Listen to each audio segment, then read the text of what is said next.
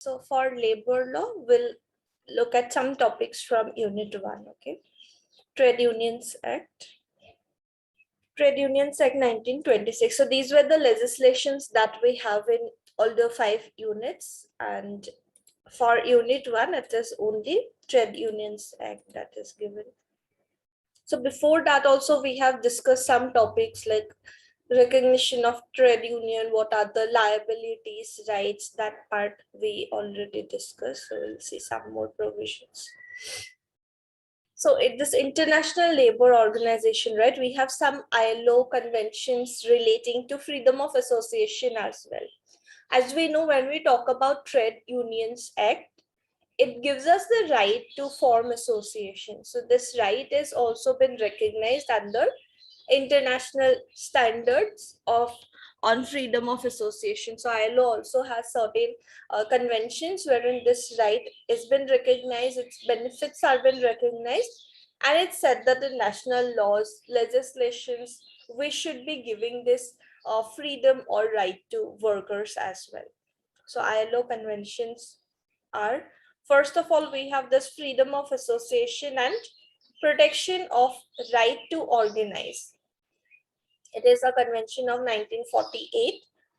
It recognizes that workers and employers shall have the right to establish and join organizations of their own choosing without previous authorization. Where they want to join, what they want to do, there should not be any restriction, or they should not, there should not be a requirement that they need to take permission from someone, but they should be left free to take that decision themselves. And public authorities will refrain from any sort of interference which would restrict right to form organization and impede its lawful exercise. So that they should be allowed freely to decide where they want to join, what they want to do. There are some countries which have recognized it, but as of now, India has not recognized this convention.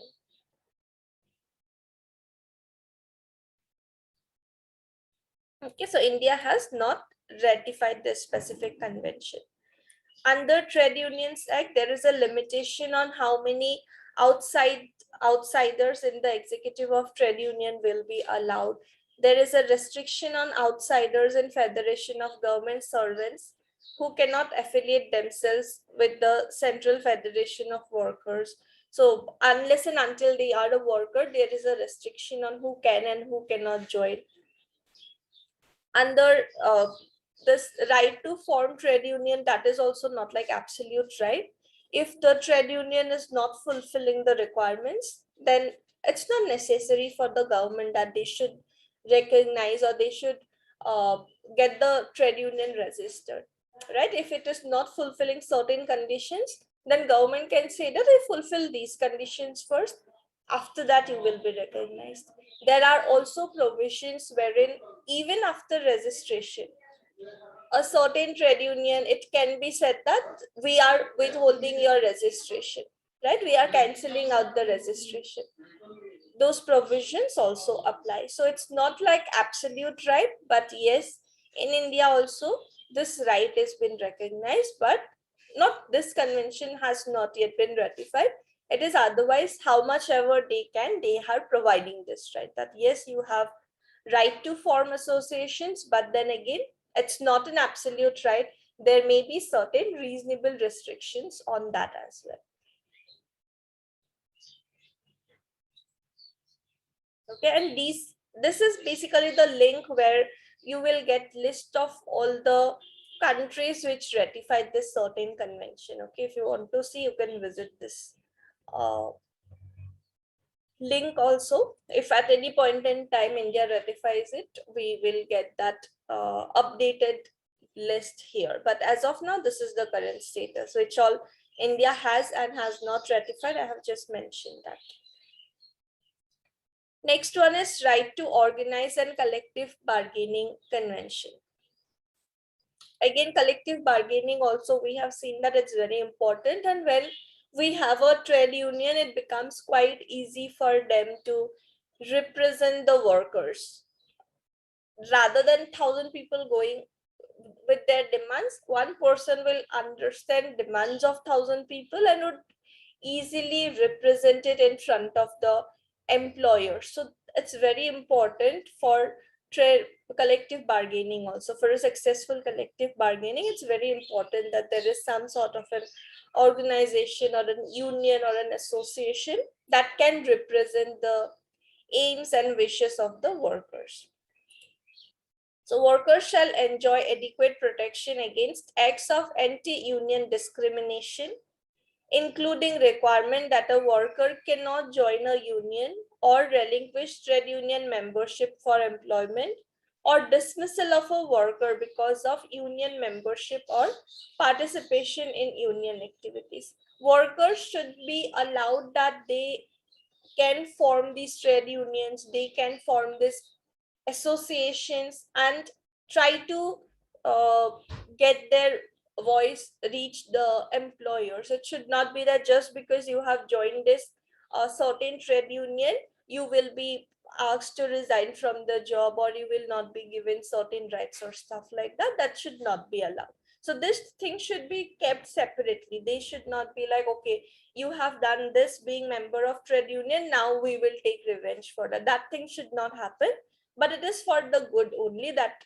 for promoting collective bargaining and to get better representation, we have these things. So it should be allowed as a right.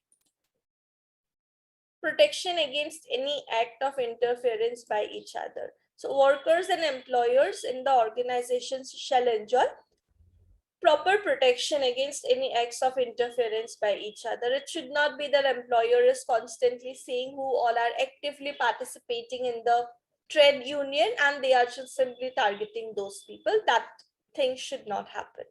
And for this also, it is not yet been ratified by India, but yes, here you will get the latest updates. As of now, India has not ratified this convention.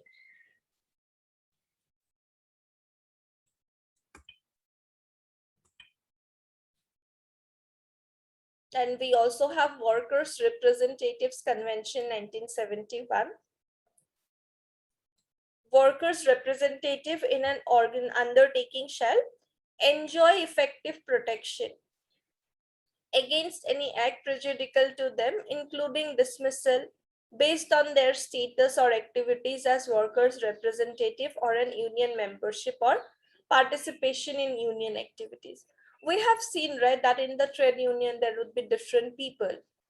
At the stage of collective bargaining, at the stage of maybe strikes and stuff, one person should have that leadership skill, one person should have that ability to communicate the demands of workers in a better way. So out of all those 1,000, 2,000, how many ever number of people, there will be one person who will understand the problem and try to put it in front of the employers. So that person should not be targeted that you were the one raising all the demands, you were the one doing this, you were the one taking active part in the strike. So they should not take actions against that person. There should not be dismissal or some sort of like unequal treatment and stuff should not be there. Those provisions should not happen. So this convention also India has not ratified as of now, and this is the list of countries which have ratified. The latest one you will get here always, because it's this official website, right? So always the updated version will be available here. Otherwise, if we see on internet, sometimes we may not even get the most updated one, but here it will be all available. And this last one that we have is Rural Workers Organizations Convention. All categories of rural workers, whether they were wage earners or self-employed, shall have the right to establish and, subject to only the rules of organization concerned, to join organizations of their own choosing without previous authorization. So the same right has also been recognized for rural workers under this ILO convention. India has ratified this convention on 18th August 1977. And because India has already ratified, I have not added the link for other ratified countries. But yes, this is another link where we get international conventions that are been ratified by India. Those conventions are also been listed out here. Okay, we can see this also. This also should have the updated information because it's from a government website only, right? Labor Department. So you can visit this as well. So these are the 4 international conventions, ILO conventions, that has recognized that yes, we need this right to form association, and this freedom should be given to workers so that their demands can also be satisfied or their demands can also be fulfilled. Okay, so these 4 conventions we have. When India ratifies any of these conventions, they are bound to make changes or modifications in their national laws so that these provisions can be added in the domestic laws as well. Okay, so India has also done that in our Trade Unions Act and stuff. We see provisions relating to it, right? How much ever they can, they are trying to provide these rights to employees as well. But then is it only the Trade Unions Act that talks about this freedom to form association or unions? No, it's not just about trade union, but under constitution as well we get this provision. Under constitution also, this right or freedom has been given to workers. Okay, so are you aware which article talks about it? It's from part 3. No, madam. So part 3 as in it's fundamental right only, right? So this right to form association or freedom to form association, that is like a fundamental right which is guaranteed, and we can directly approach the Supreme Court also for its violation. Okay, through a writ petition we can directly approach Supreme Court also. But again, this right is not absolute. There may be some reasonable restrictions as well. So when we talk about provisions under constitution, it is Article 19, Clause 1, Clause C of Constitution that guarantees citizens of India to form associations or unions, including trade unions.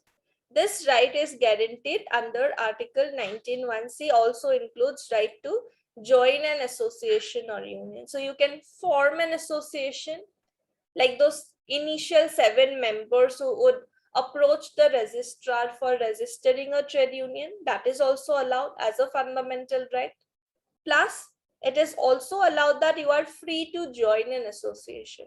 Once the association is recognized or once the association is already formed, you can join that as a member as well. There is no restriction as such unless and until it is with some valid reason. So there can be reasonable restrictions, but otherwise this freedom is given as a fundamental right under Part 3 of Constitution.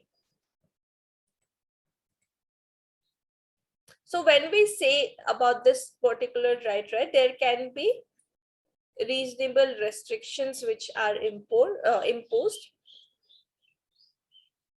And when we say this Article 19(1) say this, right, then it includes a lot of different things, like right of the members of union to meet. Obviously, when a trade union has been formed, they need to meet at certain intervals to discuss things and stuff. Like we saw for collective bargaining also, that the all the employees would come together, they would decide what are the problems faced by them, they would try to prepare a list of things that they want from the like list of demands, right? High priority, priority, and might be like low priority, that this demands anyhow we want to be satisfied, this demands it's good if satisfied, this demands it's okay even if it cannot be satisfied. So like that, they need to prepare list of uh, their demands, they need to raise it before the management, they need to have certain understanding on okay what all things we can accept, what all proposals we cannot accept. So for all those things, it's very important that the union meets at regular intervals whenever needed. So when we say okay, you have a freedom to enter into any trade union or establish a trade union. It's not just about establishing the trade union. For it to work properly, we are also been given right to meet at certain intervals, right? So right of members of the union to meet, right of members to move from place to place, right to discuss their problems and propagate their views, and right of members to hold property. They can also hold property wherein they can meet and organize some get-togethers. They can organize some meetings, regular uh, discussions whatsoever. So those rights are being given to the trade union also when we talk about Article 19(1)(c). These are like implied rights, even though directly it has not said, but it is what is implied. Otherwise, this trade union would be of no meaning or no use. So these are implied rights that we derive from Article 19(1)(c) of Constitution.